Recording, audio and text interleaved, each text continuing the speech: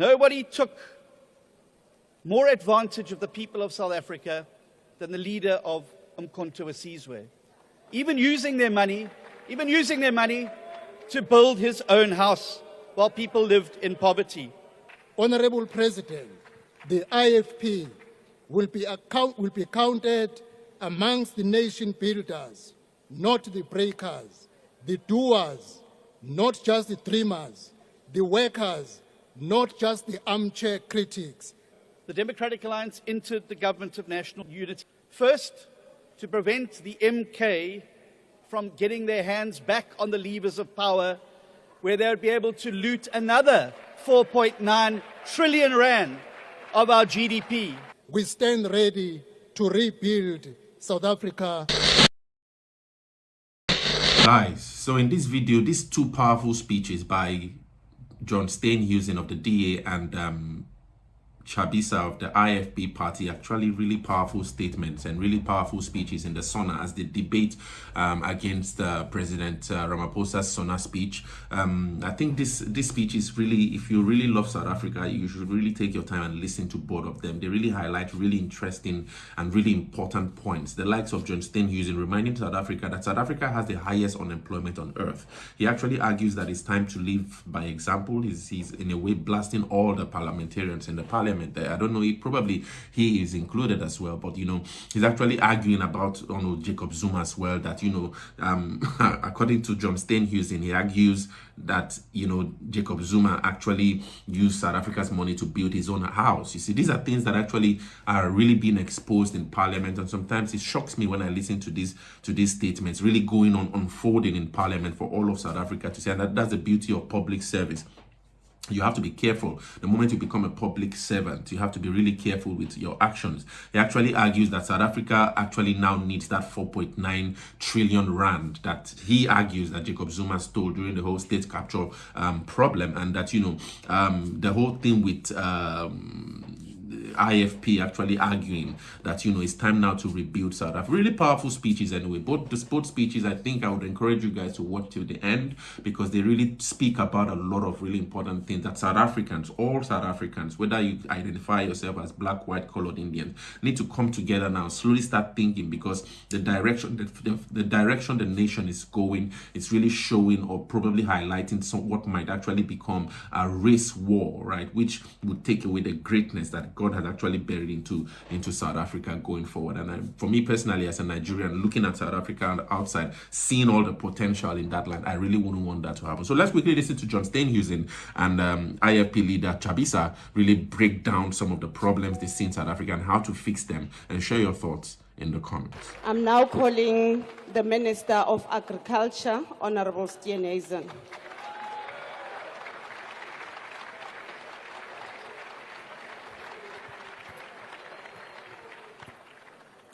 Madam Speaker, House Chairperson, Chairperson of the NCOP, Mr. President, honourable members. South Africa is in a crisis. For 10 years, our population has grown faster than our economy, making us poorer. We have the highest unemployment rate on earth, and that has now been the case for decades. Violent crime still destroys the lives and livelihoods of our people at a terrible rate. 70 of our fellow countrymen and women are murdered every single day. Our education outcomes continue to steal our children's futures, and positive progress is slow. 8 months ago, the Democratic Alliance entered the government of national unity for two reasons. First, to prevent the MK from getting their hands back on the levers of power, where they would be able to loot another 4.9 trillion rand of our GDP and plunge our country into another 9 wasted years, where it wouldn't be the school children, it wouldn't be the poor that benefit, it would have been the same old elite that ate out of the trough of the public purse and have led our country to where it sits today.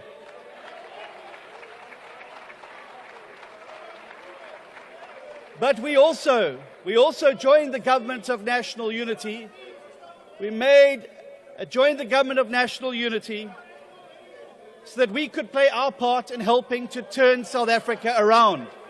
To turn the tide. Honorable Steenhuisen, please take your seat. Honorable members, for the last time, once again, I'm pleading with you. Don't drown the speaker on the floor. Over to you, Honorable Steenhuisen. We joined the government of national unity to turn our country around so we can finally turn our back on the looting, the corruption and maladministration that typified the 9 wasted years under President Jacob Zuma. But we also joined to be part of the growth and jobs agenda and to make sure that we confront the crises that face us. The truth is, we've persisted for far too long with policies that fail South Africa. State monopolies being bailed out over and over again. Excessive regulation that makes it harder for businesses to grow. Empowerment policies that benefited the few and not the many. And a tariff regime that pushes up prices with no benefit, even to the companies that those tariffs are meant to protect. And underpinning that, a thoroughgoing lack of accountability, where those responsible can sit in the gallery of Parliament watching our proceedings instead of behind bars where they belong.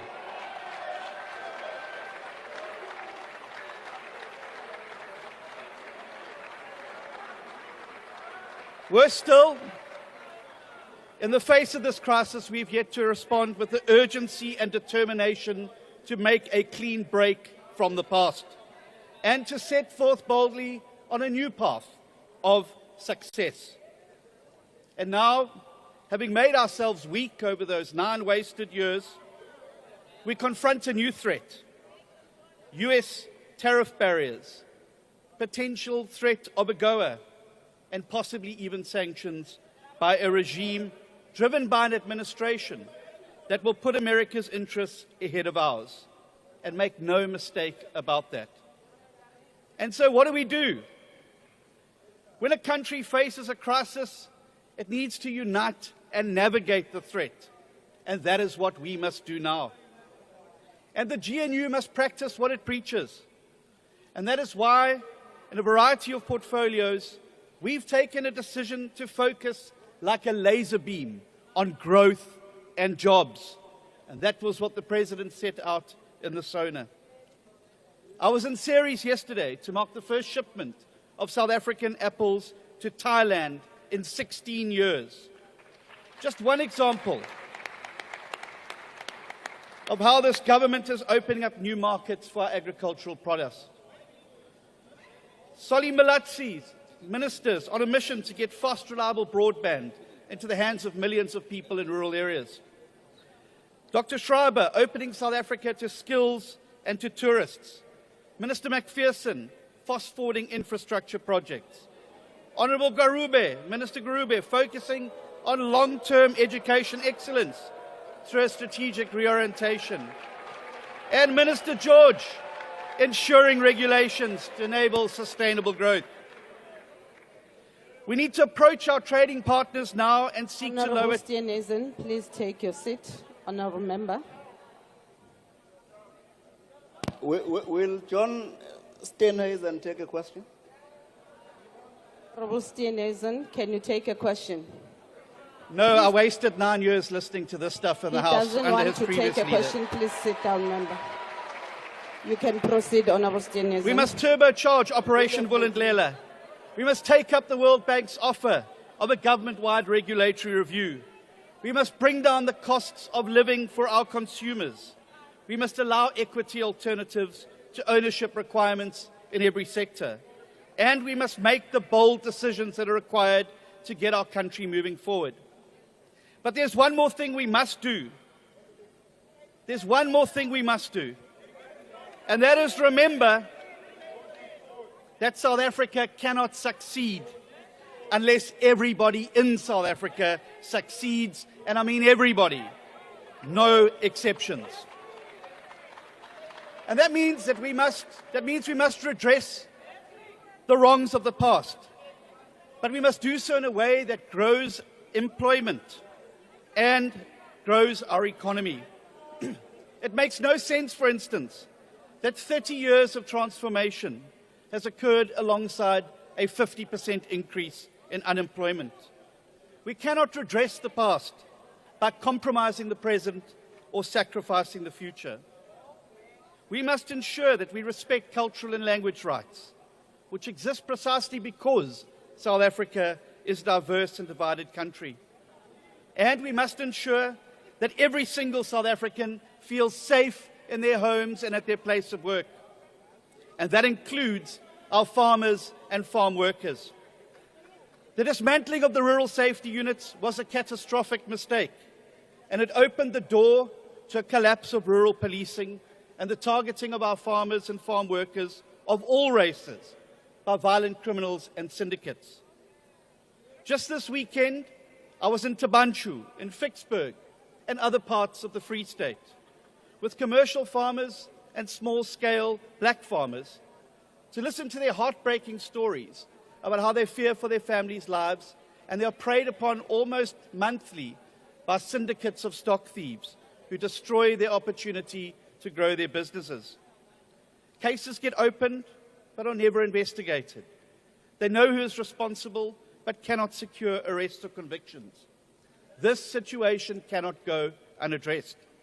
And as a result, in my capacity as Minister of Agriculture, I'm announcing that we're going to work with the sector to design a comprehensive plan to combat farm murders, stock theft, and improve rural safety.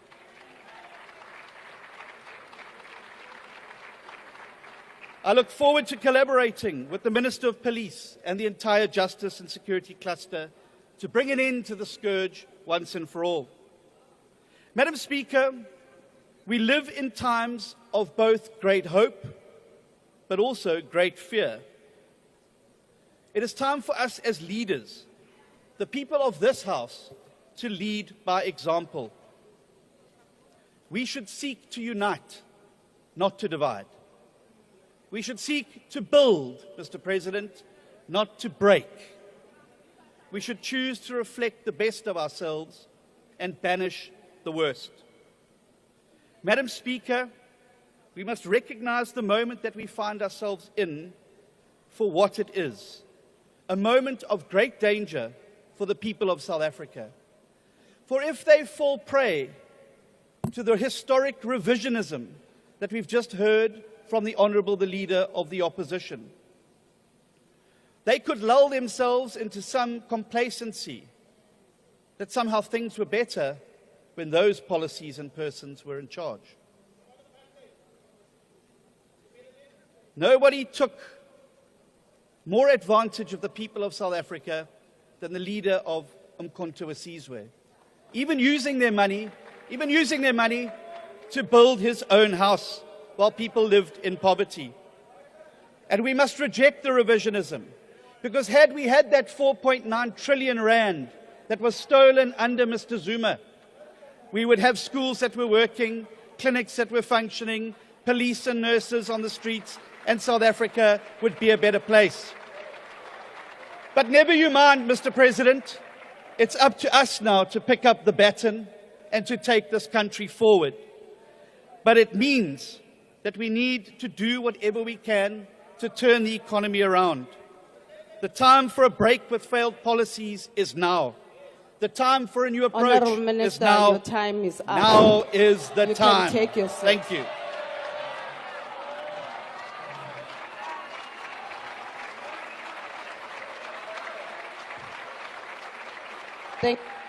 Thank you, honourable members.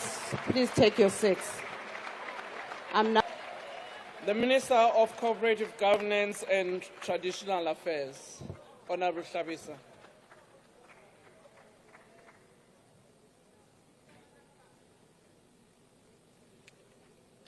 His Excellency, the President, honourable members and honourable Speaker, the IFP entered the 2024 elections on a mission to rebuild South Africa.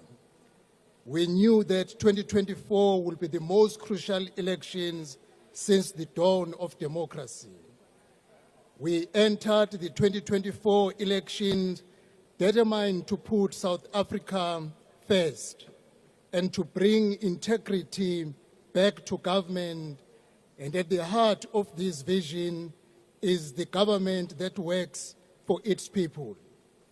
The GNU must therefore be applauded, for it is committed to building a capable, ethical, and developmental state comprising of ethical, skilled, and properly qualified public servants. Honorable President, I agree with you. Municipalities must work. Basic services must be delivered and delivered efficiently. At the heart of the crisis is the resources constraint of many municipalities. The current funding model for local government is unsustainable and perpetuates inequality between the rich and the poor. The new funding model is a must, one that considers each municipality's unique needs and challenges and provide a more equitable distribution of resources. Honorable President, you called for an updated white paper on local government.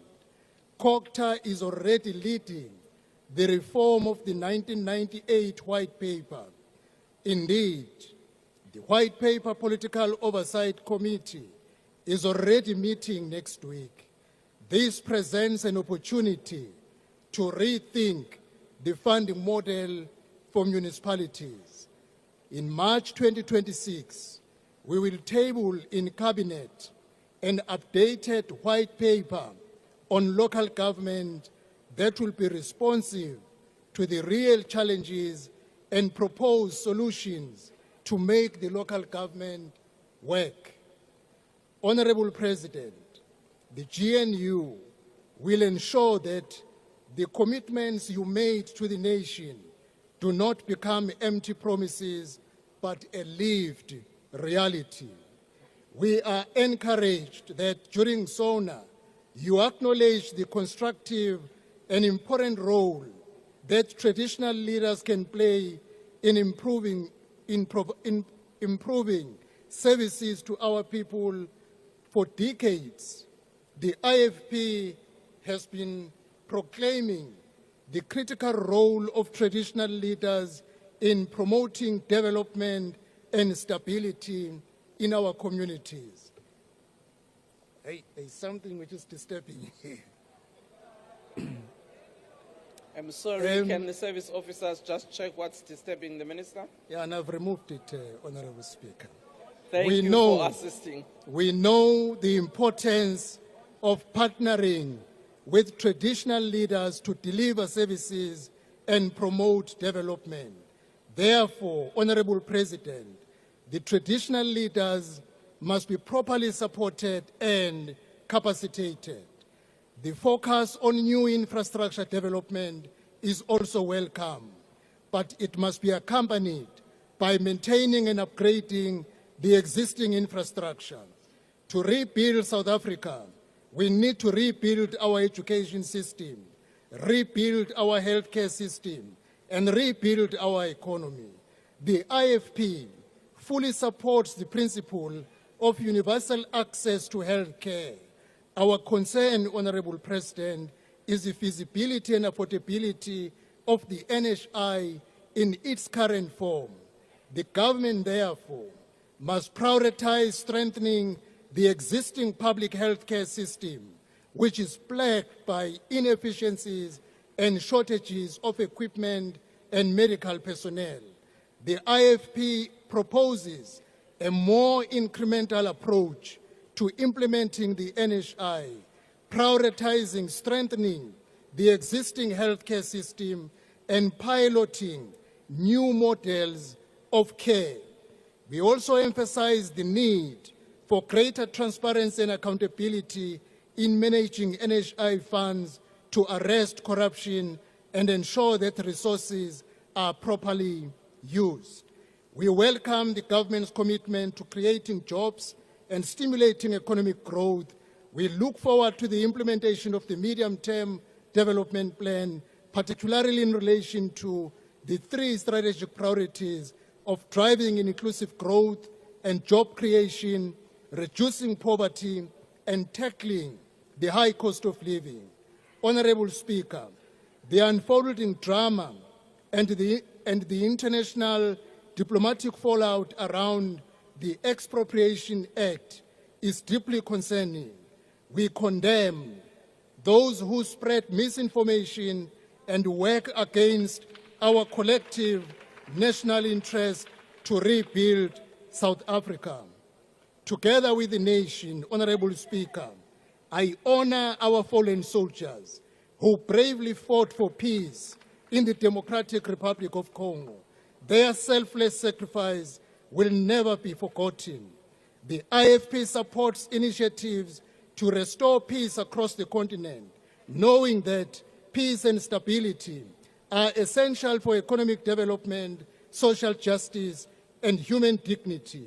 Abrupt withdrawal will not be in the interest of the continent.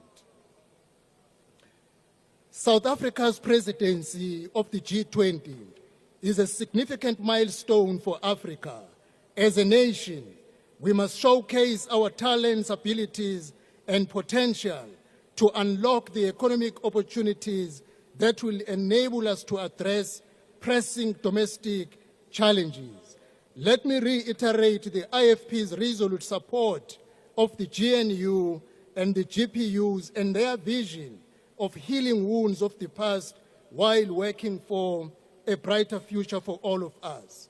Honorable President, on behalf of the IFP, I want to applaud and urge your continued support, together with the Minister of Finance, to the Premier of KwaZulu-Natal, Honorable A.T. Ntuli, in the fight against the liquidation of Ithala Bank. Ithala Bank remains the legacy of the late Prince Mangosuthu Buthelezi and the economic backbone and pride of the African people, individuals, and business people. On 24 February will be a day of great march in KwaZulu-Natal, as we will take the fight to the street to fight against the liquidation of Ithala Bank. Honorable President, the IFP will be counted amongst the nation builders, not the breakers, the doers, not just the dreamers, the workers, not just the armchair critics. We stand ready to rebuild South Africa. Thank you, Honorable Speaker. Thank you very much, Honorable Member.